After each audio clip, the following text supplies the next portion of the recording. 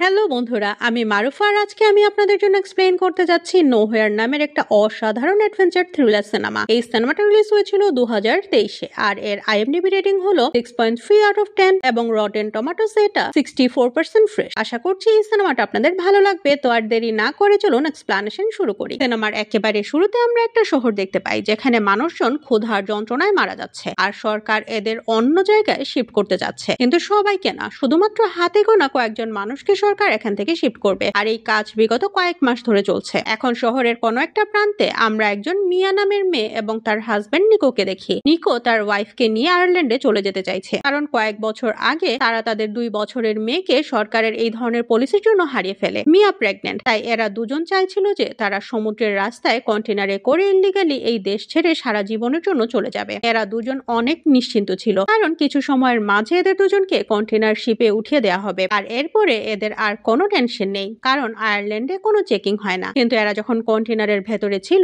তখন হঠাৎ করে কন্টেনারের গেট খুলে যায় আর অনেকগুলো মানুষ এই কন্টেনারের ভেতরে চলে আসে। আসলে এরাও ইল্লিগালি আয়ারল্যান্ডে যেতে চায়। কন্টেনারে মানুষের সংখ্যা অনেক হয়ে যাওয়ার জন্য কিছু মানুষকে এখান থেকে বের করে দেওয়া হয়, যাদের মাঝে নিকো ছিল। আর এভাবে নিকো ও মিয়া আলাদা হয়ে যায়। এজন্য মিয়া অনেক টেনশনে পড়ে যায়, কারণ সে তার প্রেগনেন্সির লাস্ট স্টেজে ছিল। তাই এখন তার হাজবেন্ড নিকোর তার পাশে থাকা অনেক জরুরি। তাই সে নিকোকে ফোন করে আর নিকো তাকে আশ্বস্ত করে বলে যে খুব দ্রুত সে অন্য একটা কন্টেনারে করে আয়ারল্যান্ডে পৌঁছে যাবে আর সেখানে গিয়ে তারা আবারও একসাথে হয়ে যাবে। অন্যদিকে তাদের কন্টেনারটাকে চেক করার জন্য পুলিশ সেখানে চলে আসে, তাই সবাই তাদের নিজের সিক্রেট রুমে লুকিয়ে পড়ে। আর তখন এখানে একজন পুলিশ অফিসার বলে যে যদি তোমরা সবাই বাইরে না আসো তাহলে আমি তোমাদের সবাইকে গুলি করে মেরে ফেলবো। এটা শুনে সবাই তাদের জীবন বাঁচানোর জন্য বাইরে চলে আসে। এরা সবাই ইল্লিগাল ভাবে এই দেশ থেকে পালাতে চাইছিল, তাই এই পুলিশ অফিসার সবাইকে গুলি করে সমুদ্রের মধ্যে ফেলে দেয়। কিন্তু আমরা ভিউয়ার্সটা দেখি যে মিয়া এখানে বেঁচে গেছে, কারণ সে কন্টেনারের উপরে একটা সেলফের মধ্যে লুকিয়েছিল। এখন মিয়া তার হাজবেন্ডকে একটা মেসেজ পাঠায়, কিন্তু নিকো মিয়ার মেসেজের কোনো উত্তর দেয় না। মিনওয়াইল তার কন্টেনারকে শিপের উপরে লোড করে দেওয়া হয়, কিন্তু মিয়া আবারও তার হাজবেন্ডের সাথে যোগাযোগ করার চেষ্টা করে, কারণ সে ভয় পাচ্ছিল হয়তো নিকোকেও পুলিশের লোকজন মেরে ফেলেছে, কারণ সবগুলো কন্টেনারে চেকিং হয়েছিল। নাও মিয়া কন্টেনারের ভেতরে রাখা জিনিসপত্র দেখতে শুরু করে, যেখানে সে সামান্য কিছু পানি, mobile phone, earphone, tiffin box ইত্যাদি পায়। মিয়া সেখান থেকে একটা টর্চ জ্বালিয়ে একটা কম্বল ঢাকা নিয়ে ঘুমানোর চেষ্টা করে। এখন হঠাৎ করে মধ্যরাতে মিয়ার ঘুম ভেঙে যায়। যখন মিয়া কন্টেনারের ফুটো দিয়ে বাইরে দেখার চেষ্টা করে তখন সে দেখে যে তার জাহাজ একটা ভয়াবহ ঝড়ের কবলে পড়েছে, তাই তার কন্টেনার অনেক জোরে জোরে দুলতে থাকে আর এই ঝাঁকুনির জন্য মিয়া অজ্ঞান হয়ে যায়। যখন মিয়ার জ্ঞান ফিরে আসে তখন সে কন্টেনারের ফুটো দিয়ে বাইরে তাকিয়ে দেখে যে তার কন্টেনারটা অতল সমুদ্রের মধ্যে সাঁতার কেটে বেড়াচ্ছে। ভয় পেয়ে সে তার হাজবেন্ডকে ফোন করার চেষ্টা করে, কিন্তু তার মোবাইলটা ভেঙে গিয়েছিল আর উপরন্তু তার হাজবেন্ডের কাছে কোনো কল যায় না। এমন সময় মিয়া কিছু মানুষের চিৎকার শুনতে পায়। যখন সে তার কন্টেনারের ফুটো দিয়ে বাইরে তাকায় তখন দেখে যে একটা কন্টেনার ডুবে যাচ্ছে আর এই কন্টেনারের ভেতরে নিকো গিয়েছিল। এখন মিয়ার চোখের সামনে সেই কন্টেনারটা ডুবে যায় যেখানে তার হাজবেন্ড নিকো ছিল। নিকোর সাথে দেখা হওয়ার তার শেষ সম্ভাবনাও সমুদ্রের পানিতে ডুবে যায়। মিয়া অনেক হতাশ হয়ে পড়ে, তাই সে আত্মহত্যা করার চেষ্টা করে, কিন্তু তখন তার পেটে থাকা সন্তানের কথা মনে পড়ে যায়, তাই সে ছুরিটা ফেলে দিয়ে কান্না করতে করতে ঘুমিয়ে পড়ে। কিছুক্ষণ পর হঠাৎ করে তার ঘুম ভেঙে যায় আর সে দেখে যে সম্পূর্ণ কন্টেনারের ভেতরে পানি ভরতে শুরু করেছে। অনেক চেষ্টা করার পরেও সে নিজেকে বাঁচাতে পারে না আর সে মারা যায়। আর তখন হঠাৎ করে তার ঘুম ভেঙে যায়। আসলে মিয়া এতক্ষণ ধরে একটা ভয়াবহ দুঃস্বপ্ন দেখছিল, কিন্তু এখন আসলে সত্যিকার অর্থেই কন্টেনারের ভেতরে ধীরে ধীরে পানি ভরতে শুরু করেছে। তখন তার মোবাইলে একটা আননোন নাম্বার থেকে ফোন আসে আর এটা তার হাজবেন্ড নিকোর কল ছিল। আসলে নিকো সেই কন্টেনারে উঠতে পারে নাই, তাকে ড্রাইভার অন্য একটা জায়গায় নামিয়ে দিয়েছিল। নিকোর ভয়েস শোনার পরে মিয়ার কিছুটা স্বস্তি ফিরে আসে। নিকো তাকে সাহসের সাথে লড়াই করে যেতে বলে আর তখন মিয়ার লিভার পেন শুরু হয়ে যায়। এর সাথে কন্টেনারের ভেতরে ধীরে ধীরে পানির লেভেল ইনক্রিজ হচ্ছিল আর এরকম কঠিন পরিস্থিতিতে মিয়া একটা বাচ্চাকে জন্ম দেয়। সেই বাচ্চাটার নাম রাখে নোহা। এরপরে মিয়া তার বাচ্চাকে একটা কাঠের বক্সের মধ্যে রেখে দেয়, যাতে করে কন্টেনারের ভেতরে পানি উঠলেও বাচ্চাটা বেঁচে থাকে। এখন মিয়া চিন্তা করে যে তাকে কন্টেনারের উপরে যেতে হবে, তাহলে সে এবং তার বাচ্চা জীবিত থাকতে পারবে। তখন সে সেখানে পড়ে থাকা একটা ড্রিল মেশিন নিয়ে ধীরে ধীরে কন্টেনারের ছাদ ফুটো করতে শুরু করে। মিয়া অনেক ক্লান্ত হয়ে যায়, এছাড়া তার অনেক ক্ষুধাও লেগেছে, তাই সে বাধ্য হয়ে সেখানে পড়ে থাকা নষ্ট হয়ে যাওয়া খাবার খায়, কারণ এখন তার সব থেকে বেশি যেটা দরকার সেটা হলো এনার্জি। তাকে তার বাচ্চাকে জীবিত রাখতে হবে। অনেক চেষ্টা করে কন্টেনারের উপরে একটা জায়গা কেটে ফেলে এবং কন্টেনারের উপরে উঠে আসে। এখানে এসে মিয়া হতাশ হয়ে যায়, কারণ তার আশেপাশে শুধু পানি আর পানি। সে সমুদ্রের একেবারে মাঝামাঝি রয়েছে। এমন সময় সে আকাশে একটা এরোপ্লেনকে দেখতে পায়। সে সেই প্লেনটাকে থামানোর জন্য অনেক চেষ্টা করে, হাত পা নাড়ায় এবং চিৎকার করতে থাকে, কিন্তু এরোপ্লেন তাকে দেখতে পায় না। উপরন্তু এরকম সময় মিয়ার পায়ে ভয়াবহ আঘাত লাগে। এখন মিয়া তার পায়ের ক্ষত স্থানে ওয়াইন ঢালে, যাতে করে কোনো ইনফেকশন না হয়। শুধু তাই না, সে সেখানে পড়ে থাকা সুতা দিয়ে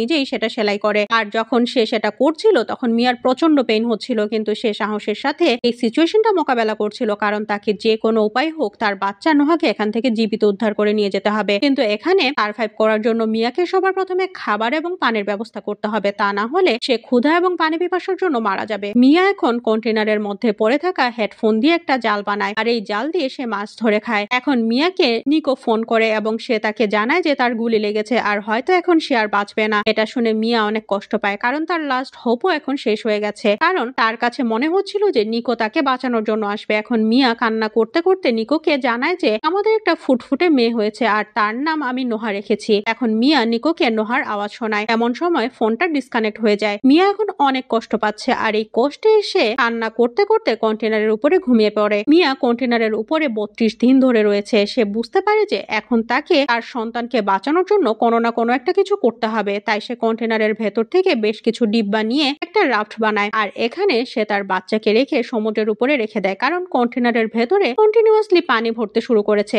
আর যে কোনো সময় এই কন্টেনারটা ডুবে যেতে পারে। মিয়া বসে বসে মাছ ধরছিল আর তখন মিয়ার কাছে একটা সিগাল আসে। এখন মিয়া বুঝতে পারে যে আশেপাশে নিশ্চয়ই কোনো কিনারা আছে, কারণ সিগাল কখনোই গভীর সমুদ্রে শিকার করতে আসে না, কিন্তু সেই কিনারা তার কাছ থেকে কতটা দূরে সেটা মিয়া জানে না, কারণ এই পাখিগুলো সমুদ্রের কয়েক মাইল ভেতরে উড়ে এসে শিকার করে। মিয়া কন্টেনারের যে ফুটোগুলো টেপ দিয়ে বন্ধ করে দিয়েছিল, রাতের বেলা সেই টেপগুলো খুলে যায় এবং অনেক দ্রুততার সাথে কন্টেনারের ভেতরে পানি ঢুকতে শুরু করে। তাই মিয়া আবারও কন্টেনারের ভেতরে ঢুকে, কারণ এখানে তার প্রথম বাচ্চার ছবি ছিল আর যখন সে ছবিটা নিচ্ছিল তখন সেখানে রাখা কিছু জিনিসের মধ্যে মিয়ার পা আটকে যায়। এদিকে কন্টেনারের ভেতরে দ্রুততার সাথে পানি ঢুকতে শুরু করে আর মিয়া সেই পানির মধ্যে ডুবে যাচ্ছিল। অন্যদিকে মিয়া যে রাফটটা বানিয়ে তার মেয়েকে রেখেছিল সেটাও কন্টেনার থেকে দূরে যেতে থাকে। মিয়া যেমন তেমন করে নিজেকে সেখান থেকে ছুটিয়ে বাইরে আসে আর সে দেখে যে তার বাচ্চার সেই রাফটটা আশেপাশে কোথাও নেই। সে অনেক প্যানিক হয়ে যায়, কারণ এত অন্ধকারে সেই ছোট্ট রাফটটা খুঁজে পাওয়া প্রায় অসম্ভব ব্যাপার। এমন সময় সেই রাফটার কাছে একটা হুয়েল মাছ আসে আর সে ফোয়ারার মতো পানি ছেটাতে শুরু করে আর যখন এই বাচ্চাটার মুখের উপরে পানি পড়ে তখন সে ঘুম থেকে জেগে যায় আর কান্না করতে শুরু করে। এর ফলে মিয়া বুঝতে পারে যে নোহা কোথায় আছে, তাই সে দ্রুত নোহার কাছে যায় আর তার রাফট ধরে ঝুলে থাকে। সারা রাত সেভাবে ঝুলে থাকার পরে সকাল যখন হয় তখন মিয়া বুঝতে পারে যে সে এভাবে বেশি দিন সার্ভাইভ করতে পারবে না। সে তার মেয়েকে থ্যাঙ্কস বলে, কারণ কিছুদিন আগে সে নিজেকে শেষ করে দিতে চেয়েছিল আর যখন সেটা করতে যাচ্ছিল তখন নোহা যে তার মায়ের পেটের মধ্যে ছিল তখন সে কিক মারে, তাই মিয়া আত্মহত্যা করার ডিসিশন চেঞ্জ করে ফেলেছিল। মিয়া এখন দেখে যে তার মাথার উপরে অনেকগুলো সিগাল উড়ে বেড়াচ্ছে আর কাছে যে মাছগুলো ছিল সেগুলো সে পানিতে ফেলে দেয় যাতে করে সেখানে আরো বেশি সিগাল আসে আর দূর থেকে কেউ তাদের দেখতে পায়। এখন এদের চারপাশে অনেকগুলো সিগাল উঠতে শুরু করে আর সেটাই হয় যেটা মিয়া চেয়েছিল। দূরে একটা জেলের জাহাজ ছিল যারা তাকে দেখতে পায়। এখন এরা দ্রুত তাদের বোট মিয়ার দিকে নিয়ে যেতে থাকে। এখন এই মহিলাটা দেখেছে রাফটের উপরে একটা ছোট বাচ্চা আছে, কিন্তু এখানে মিয়া নেই। এরা এটা দেখে অনেক অবাক হয়ে যায় যে সমুদ্রের মাঝামাঝি একটা বাচ্চা কোথা থেকে এলো। এরা দ্রুত বাচ্চাটাকে নৌকায় তুলে নেয়। এখন এরা দেখে যে এই রাফটার সাথে ইয়ারফোন দিয়ে বানানো একটা রশি রয়েছে। এখন এরা যখন সেই রশিটাকে টানতে থাকে তখন রশির সাথে সাথে মিয়া উপরে উঠে আসে। এরা মিয়াকে তাদের বোটের উপরে তুলে নেয়। এরা মিয়াকে সিপিআর দেয়, কিন্তু মিয়ার জ্ঞান ফিরে আসে না। এরা যখন অনেক চেষ্টা করে তখন মিয়ার শরীরে জীবন ফিরে আসে। আসলে মিয়া যখন পানিতে ডুবে যায় তখন তার শ্বাসনালী বন্ধ হয়ে যায় আর পানি বের হয়ে আসার পর সে আরেকবার নিঃশ্বাস নিতে শুরু করে। মিয়া সবার প্রথমে তার মেয়ে নোহার কাছে আসে আর সে তাকে জড়িয়ে ধরে। মিয়া দেখে যে নৌকায় একটা কাপল ছিল যারা তার এবং তার মেয়ের জীবন বাঁচিয়েছে আর তাদের সাথে তাদের একটা ছেলেও ছিল। এখন এরা মিয়াকে নিয়ে তাদের বর্ষ উপকূলের দিকে যেতে শুরু করে আর এটা হলো আয়ারল্যান্ডের একটা উপকূল যেখানে মিয়া এবং তার হাজবেন্ড সব সময় আসতে চাইছিল। আর এর সাথে এই সিনেমাটা এখানেই শেষ হয়ে যায়। আশা করছি যে এই সিনেমাটার এক্সপ্লানেশন আপনাদের ভালো লেগেছে। এরকম এক্সপ্লানেশন আরো যদি পেতে চান তাহলে আমাদের সাথেই থাকুন।